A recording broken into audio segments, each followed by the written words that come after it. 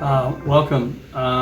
We left off of the last episode with a discussion of how the government, after the election, will need to borrow from IMF and the international capital market, despite the fact that both PNP and the JLP's denial during the campaign that they would do that. Without further ado, Raymond? Thank you, Asa. Hello, everybody. Hello again. Yes, I just think it would be good to just make a quick recap of one of the preconditions for what we're going to say in this show requires. We had mentioned in the previous episode that there needs to be a national movement, a government of national unity because of this crisis, and it could be temporary, but a temporary government of national unity. There needs to be this, and that government should be inclusive, that is, of course, be bipartisan, and would need, for example, members of the Senate and so on involvement from unaffiliated organizations such as the church, community groups, youth groups, bar association, small business association, the military, army, military army, same thing, the army, the police, and so on, every sector of society. Right. And we point out that given the severity of the crisis coming up, right? That's why this is very necessary. Exactly, because it's similar to we're going to be at war with this virus. Right. Okay, so and as we were talking about at the beginning of the last session, the government is going to have to borrow. Okay, well, and not to provide the basket of goodies that were promised during the election. Okay, the government's going to have to borrow just to keep the stove burning. Right. So if they're going to now, okay, you borrow, but are you going to just borrow to prop up the economy to resume like the status quo was before, to return to the status quo? I am saying no. This government of national unity will have to make some changes to Jamaica, some fundamental changes, so that, as we talked about in the last episode, we bring Jamaica more to be a more inclusive economy, a country with less corruption, less crime, more educated people, and more justice, and so on. So, Ian Brenner, as we mentioned, who is from Time Magazine, the financial trade editor there, and the IMF director, Katrina, is her name, they said that countries need to invest in human capital. Education is foremost in that. Education, tech infrastructure, and healthcare. Well, those are three of the major ones. There are others, but those are the three major ones. To illustrate your point, even Prime Minister Hollis had indicated that he was looking to bring into the full artificial intelligence, right, and such. But however, how are you going to even attempt that kind of thing if you don't have a sufficiently large educated workforce? Exactly. Right. So again, they're definitely putting the horse before the cart, just to tap onto these hot words, I guess, right? These what they call the buzzwords. That is, in the public. So again, they sing a very good song. They are making it sound very honest, or very forthcoming, that they're going to improve. Optimistic. Yeah, optimistic. Yes. That they're going to make the Jamaican life better by saying that, we're going to look into artificial intelligence without any of the work that is necessary to lead up to that. And they talk about providing free housing without any money in the coffers. Right? Exactly. So again, that's the thing is, if in fact the population, is aware of the emptiness of the promise and take the government to task, so that they just forego this old style campaigning and this old style politics and say, yes, we recognize the crisis ahead of us, we realize that, we now that the emperor's clothing, The emperor has no clothes. is shown to have no clothing. Well, let's do what is necessary and do it honestly, right? Yeah, and why I'm calling for a government of national unity is because left to their own devices, if this money is borrowed, what is going to happen is the politicians are going to thief it again, most of it. Well, that's why I talk about education, and that's why I talk about the government of national unity to take over this situation. To invest, as we said, the investments would be in education. Tech infrastructure is very important, and some of the things we talk about, the AI stuff. I talk to people in Jamaica very often on the internet, and every now and again, very rarely do I not have that conversation disconnected. The infrastructure there is rather unreliable, right, and in some areas unavailable. Right. In addition, the health sector is crumbling. I mean, the public health sector is a disaster. Yeah. And so and I think the Jamaican people should take warning from the U.S. As robust as the Americans think their system is, and as well practiced as their administrators are supposed to be. During the 2008 financial crisis, when the banks got bailed out, what happened? They give trillions of dollars to make sure the banking system don't crumble. Mm-hmm. And what happens? The banking executives got bonuses to the tunes of tens and hundreds of millions of dollars. Mm-hmm. Okay, and the banks all got bailed out. But what happened to the average house owner who got sucked into this subprime situation? They lost their houses, they lost their life savings, and many of them are destitute and are still not recovered. Mm-hmm. So if in fact the government comes to the public and reveal that, oh, by the way, now that I'm elected, we need to borrow money because we got no more money in our reserves, and then they go ahead and do it. If nobody holds them to account, what's going to happen? The cronyism that Raymond had pointed out, that has been so prevalent, and their clientelism will end up all of the big political donators, supporters. They're going to get the benefits of all these funds. They will probably say that, oh, given that the resorts are the big employers, all the money goes to resort owners, so that they could provide more jobs.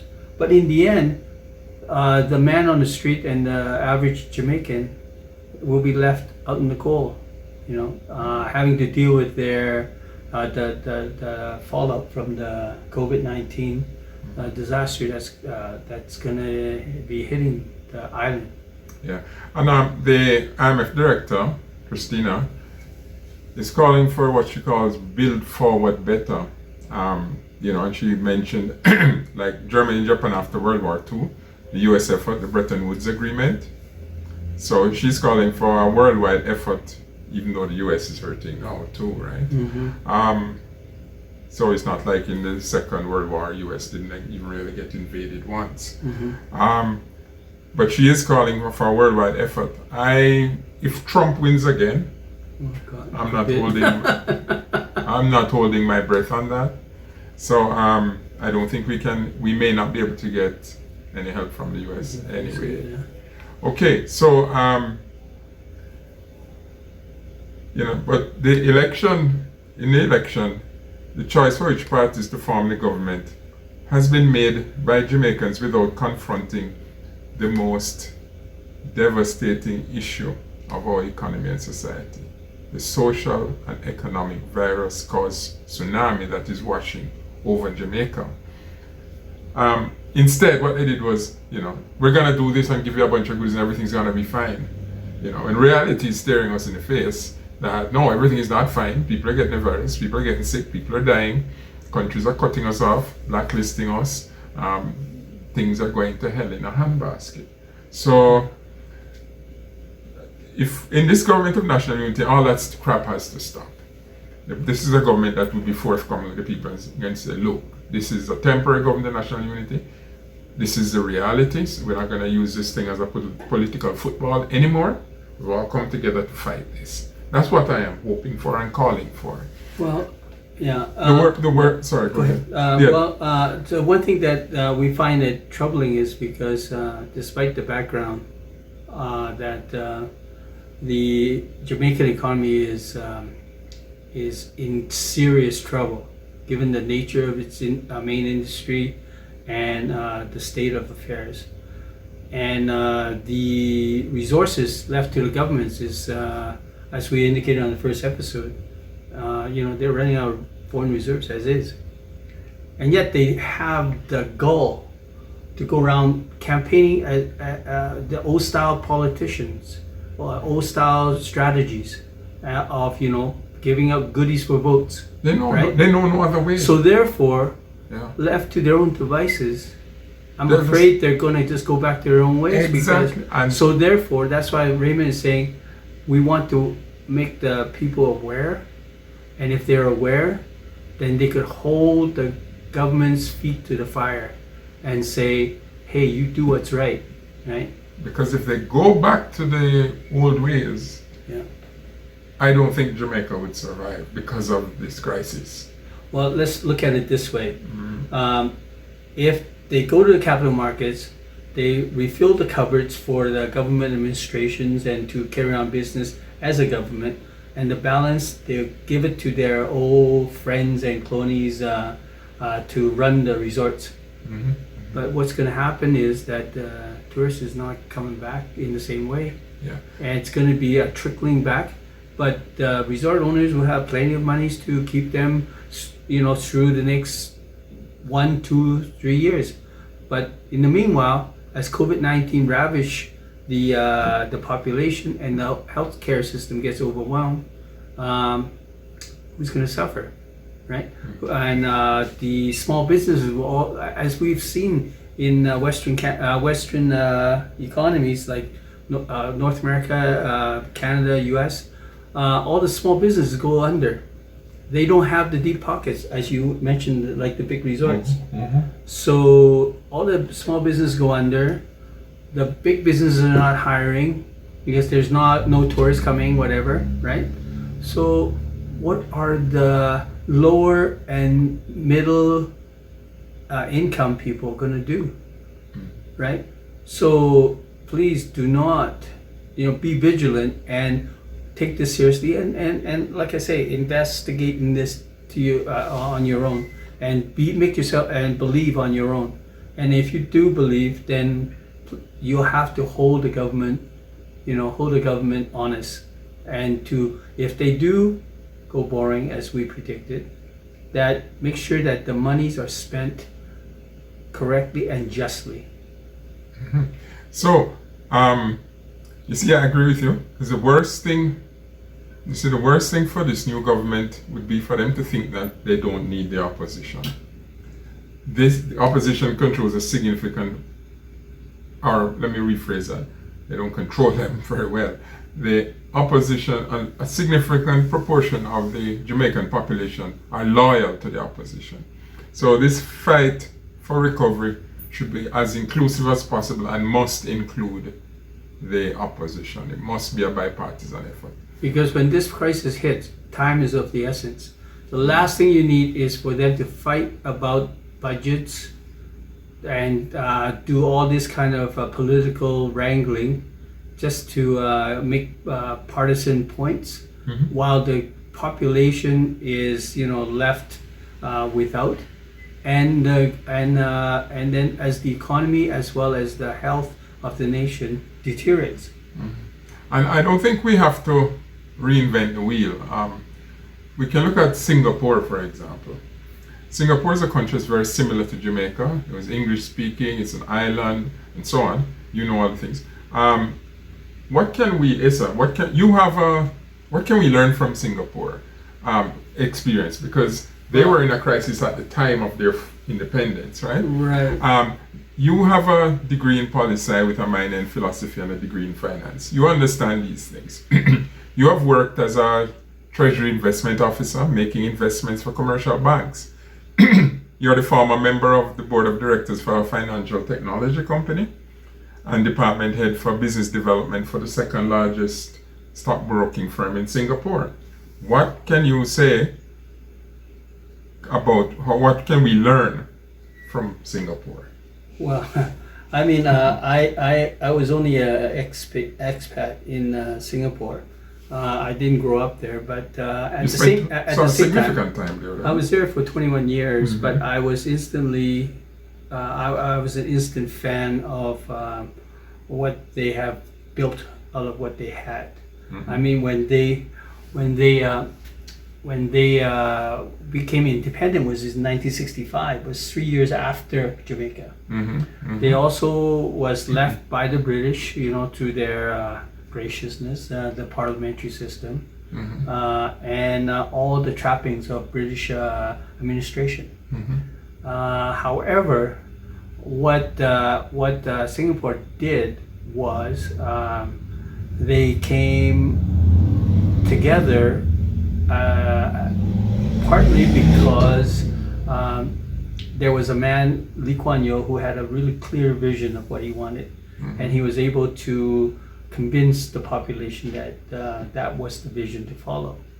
And amongst the things that he had such insight of seeing is that, first of all, corruption has no place in government. Corruption here, because he studied in Oxford, and he has seen, been quite the world traveler. He has seen that corruption was the impediment to national growth, as well as social justice. Mm-hmm. So his first thing was root up corruption, and secondly, he rooted up crime. Surprising as it may be, he was a trained lawyer and no background in anything criminal. I mean, in terms of criminology, or maybe the military or policing or anything. But he had constructed a police force or the militia and all that that rooted out the gangsters. I mean, Singapore was rife with gangs and like mobs we are and all in that. Jamaica, yes. At the time when he took over, because it was a little bit, at that time it was still a developing country with very little resources or industry, so the gangs run rampant. But those were the two things that he did straight away.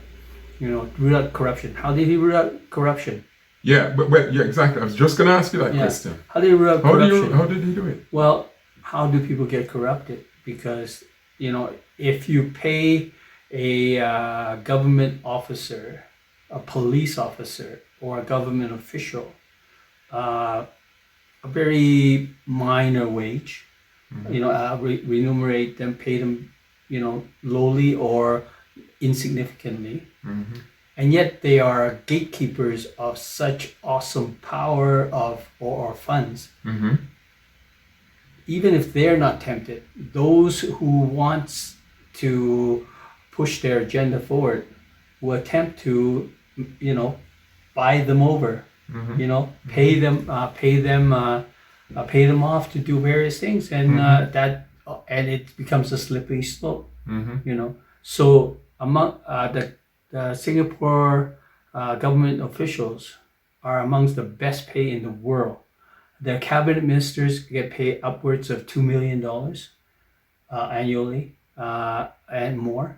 And 2 million. The cabinet, yeah. And we're talking money that is like US dollars, or? Well, the Singapore dollar is at par with the Canadian dollar. Wow. Okay. In fact, so I think currently is slightly higher than Canadian dollar. Okay, so we're talking, how many is it? 2 million. Yeah, more than 2 more than 2 million Canadian dollars for cabinet a year. Cabinet ministers. For cabinet ministers, okay. And the prime minister, I think it's okay. So I think obviously the cabinet ministers of the government they of didn't Jamaica start out, would like to hear that. No, they didn't start out that way. Oh, okay. But nonetheless, they started out by saying that these officials, their duties and their responsibilities is no less than some of the highest corporate officers, Exactly. right? Yes. So if you make them perform that kind of deed, and yet you underpay them, they're going to look for other sources of remuneration. They're going to be tempted to, and people will be tempted to sway them by offering them money. Therefore, big money donors and whatnot. But however, on the other hand, is a very much a carrot and stick situation. They pay them well, but any hint of corruption or conflict of interest or ethics, they are very severely dealt with. So there are consequences. They're held accountable. Yes, they're very. So that is what is. There's strong oversight mechanisms, and that and that with teeth, right? These yes, with teeth. teeth. Yeah. And that was the strategy throughout society. So not like in Jamaica, where a number of people in the government have been shown to be involved in all kind of shady deals and cronyism and nepotism, and who giving contract to girlfriend, and if there's evidence, who want government land and all kind of crap. There's evidence, actual evidence, you go to jail. Yeah, well, there you go. So I agree. Some of our politicians need to go to jail, but you can't send them to jail if you don't have the legal framework and the oversight. So if there's evidence and you're convicted, you go to jail. If there's a sense that you're there's not sufficient proof that you have committed something that's illegal or otherwise, but however it is unbecoming, or you give off an odor. Yes, of ethics, questionable ethics and whatnot, you're forced to resign. Yeah, so I mean, like what's happening in Canada here now, the finance minister has resigned, but Mr. Trudeau hasn't resigned. Well, the thing is, to give Canadians a credit, right? The finance ministers that Raymond had alluded to, what happened was he was a part of a committee to choose an organization to administer a program that's worth upwards of $900 million. Yeah, I don't think we need to go into Canadian thing that much. But what I mean is, he in fact didn't benefit from it. The only thing was that he didn't recuse himself from the vote, and that his daughter was working for one of the branches. So he didn't really directly benefit. Well, no, nobody's alleging that either of them benefited financially, really. What we're really talking about is that they benefited politically. Because there was engineering for him to address huge gatherings and so on. But we don't need to go there. I think everybody's familiar. But let's focus back on Jamaica here. So you talked about corruption, the need for oversight, and the need for serious legal consequences, including going to jail. Okay. Now, crime. How did they deal with crime? Well, you said the same thing. The same thing went through. And just one other thing, dealing with corruption. But at the same time, you have to compensate the members of the cabinet and the prime minister and so on properly, so that it is worth their while. And that, first of all, you'll attract a higher caliber of person into politics, and secondly, they have more to lose. So there's more likely to toe the line. Exactly. Considering the severe consequences if they don't legally and so on. Okay, go ahead now. What about crime? The same kind of logic went to controlling crime. If you operate within the law, then there's no troubles. There's no you get all the services and benefits of the government, However, there are laws. If the laws, like for instance, they wanted to maintain a clean and civil environment in public spaces. So if you spit on the sidewalk, that's a $500 to $1,000 fine. Singapore dollars, which are strong higher than the Canadian dollar. 500. 500 to 1,000. That would be the equivalent of about 500,000 Jamaican dollars, I Okay, think. I don't know. 100 I and don't know the something. It's exchange. 150 to 1. Yeah, and if you litter, No, you're the math brain. Let's just Yeah. work this out here, folks. 150 to 1. Right, 150 first to 1, yeah. 500. Well, no. Okay, let's just say 1,000. So that's 100. What? Yeah, 150 to 1. Yeah, so 150 times 500. And if they're 500, let's say 1,000, right? Yeah. So 1,000. So you just multiply that with 1,000. That's 150,000. 150,000 And then Jamaican dollars. And if you say 500, then it's half littering. of that, which is 700. For spitting on the sidewalk, you said? Yeah, spitting on the sidewalk or littering. Or littering. Or even having bubble gum. Well, there you go. You mean when say having chewing or spitting it out? Spitting it out or. Well, there you go. So yeah, because Jamaica is filthy.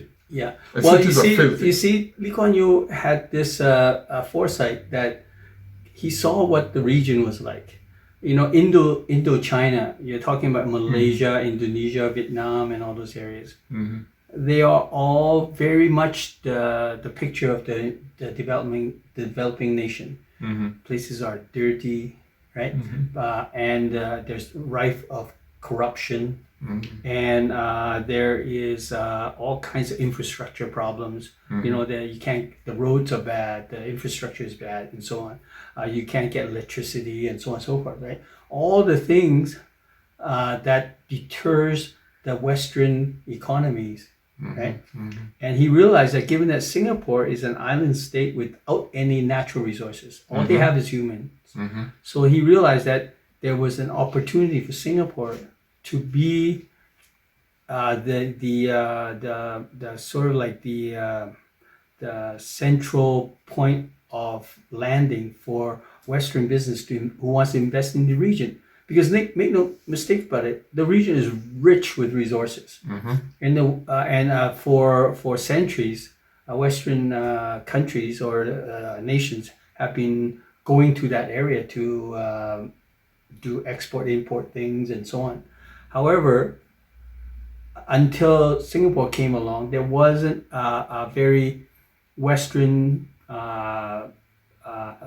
very efficient and very a well-managed port of call, right? So that was what he was working towards.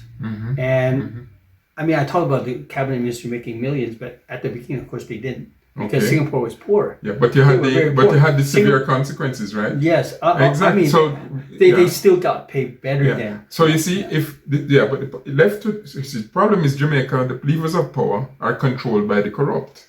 Yeah. So that's why I'm calling for a government of national unity, and that's why I'm calling for civil society to force this stuff to come about. Right. Because left to their own devices, the politicians will not deal with these issues. But this is not just because what they did was not just to look after the top guys. This was pervasive throughout society. That's why I mentioned about the spitting. Yeah, so it was right? It was so a country of laws with severe consequences. Anywhere from the police up. Yeah, you see? Exactly. Like for instance, if you have a police force and you don't pay them, very much, and they encounter danger and as well as opportunity for corruption, they're going to be corrupt because they have to put food on the table. Yeah. And if your police force is corrupt, you have to finance laws and you have to finance ministers. There's also no point because who's gonna execute the laws and who's gonna make sure that they work as intended. Yeah, this is a topic. The issue of crime is very dear to my heart because it is one of the main factors why I had to flee Jamaica. And so crime is the issue of crime and how to fight crime is very important to me and dear to my heart. So thank you for that. So just to sum up what you're saying briefly. Okay. So you start out by having, since you have this, you have to get civil society to cause this coalition, this coalescence into a government of national unity. The politicians left alone to their own devices are just going to fall back into their old traditions of corruption, nepotism, cronyism, all those things we talked about. So that's the steps here. So then the second thing is you have to have a serious revision of all the laws and the institutions of government oversight, correct? That they have teeth and that that there are consequences. You have to keep in mind that law is just words on a page. if you don't have the mechanism, if you don't have the infrastructure or the ethos to carry it out as it's intended.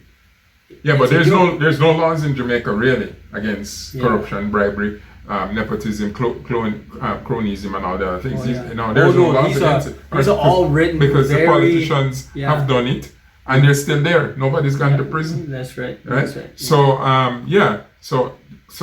it's all. So we've dealt with the two top things in Jamaica already.